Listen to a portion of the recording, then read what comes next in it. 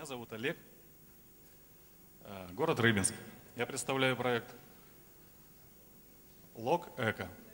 Мы позиционируемся на рынке именно как доступные дома. То есть, если сравнивать с имеющимися технологиями традиционными, то есть это деревянные дома рубленые, цилиндровка, каркасное домостроение, тоже может быть пассивным, кстати. Цена квадратного метра зависит от проекта, зависит от этажности.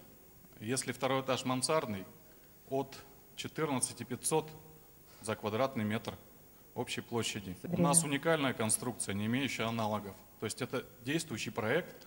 Он начал реализовываться с августа месяца прошлого года. Сейчас набран портфель заказов до конца этого года. Плюс мы развиваем международные рынки. От нас что нужно? Положительный пиар проекта плюс знания, которые я могу получить, продвигая свой проект на рынок.